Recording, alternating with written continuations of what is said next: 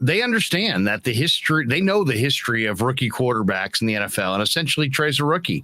So they'd be setting him up for failure if they really drove the fan base into this strong narrative of, man, it is Super Bowl or bust.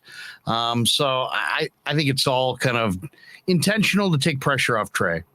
Absolutely. Last year, they never mentioned his name in the state of the franchise. It was like they never drafted him, which was interesting because he was the first round pick. How do you ignore that elephant in the room? This year, they did. But I don't know if you were doing the same thing, but I came into it like, all right, let's see how long it takes for them to mention Trey Lance. I mean, I wanted to take like a full list of people they talked about before they got to Trey Lance. They talked about Clay Kubiak, Leonard Hankerson. I mean, they talked about like the ball boys. 55 minutes in, they got to Trey Lance. Now, they say some very nice things about Trey Lance, but it's clear like they don't want him to be the focus of the team right away, even though he is. Yeah, they did have the receivers talk about him. They had Aiyuk and Jennings talk about him. So and they threw some stuff in there, and it was more about, if you noticed, it wasn't about Trey the player, it was about Trey the person. Because I don't think they know what the player is yet, and so they don't want to make any definitive statements, and they don't want to say anything about Trey the player. The Trey the player TBD, right? It's still to be determined. Trey the person, though, I think they feel like they can speak about, and they did. I mean, absolutely. Kyle actually had very nice things to say about him. I mean, he basically gave him all the praise that D'Amico gives Talanoa, right? He's extremely professional. Yes, he's young, but he comports himself like a vet. And he said, even though he hasn't seen it yet, he really thinks he's going to be able to deal with all the pressure and adversity, and compared him to Peyton Manning, who had an awful first season. Maybe that's what they're expecting from Trey Lance, like 25 interceptions or something. Because he did invoke that. Did he not? Right. Yeah. No, he did. He can handle that. Like, oh my God. But, the thing about Trey, though, is I think that is the right lane to stay in for Trey, because that's what you can speak definitively about. You know what? We think we got the right person. He's got a lot of talent and he loves the process, but we're not going to speak to the finished product yet because we don't know what the finished product's going to look like.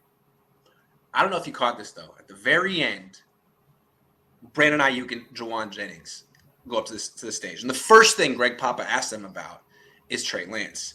And Brandon Aiyuk, none of the hemming and hawing that Kyle Shanahan does. Like, he's a good guy, we'll have to see, but I don't know, but I really like Brandon Aiyuk. Just comes, oh yeah, from this to this to this to this. He says, we have a special quarterback. I never heard Brandon say that about Jimmy Garoppolo. I just wanted to say that. Like, wow, okay. All right. I think, there's no doubt. The one thing that we know for sure, Grant, is that Brandon Aiyuk has put in a lot of reps in not just this offseason, but last offseason with Trey. So he's all in on Trey.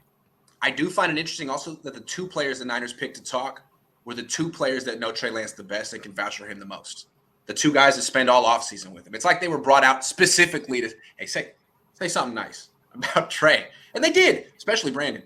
Yeah. I mean, I felt that way the other day at minicamp when D'Amico started talking about Trey. It's like, yeah, he's throwing it by us and he's doing this. And it was like, they were pouring it on thick with, he's been really accurate. He's been really good. He's been really, so we'll see. We'll see. But I saw a player that I liked in minicamp. Little tangent real quick. As a sports writer thing, I've been thinking a lot about this. Usually you want to ask someone about the quarterback and you go to the head coach or the offensive coordinator. Those guys often don't want to be they don't really want to tell you that much. They're trying to figure out what not to say. Ask the defensive coordinator, because it's like, oh, that's not his side of the ball. But a lot of these defensive coordinators, D'Amico, Robert Saleh, they want to become head coaches, and they understand that to be looked at in that light by other franchises, they have to have something to say about quarterbacks. They have to look like they know that position. And so anytime I would ask Robert Saleh about quarterbacks or Jimmy, he would just go on and on and on in specifics, much more than Kyle. D'Amico's the same way. I'm just saying that's a little pro tip. Ask the defensive coordinator about the quarterback. I think it's a good trait just across the board. I mean, you want to know about corners, ask receivers. You want to know about receivers, ask corners. You want to know about, D tackles, ask guards. That's what they do typically, at the Senior Bowl. They'll ask, the offensive lineman, who was the defensive lineman that stood out to you? And players are usually pretty honest. Yeah, good point.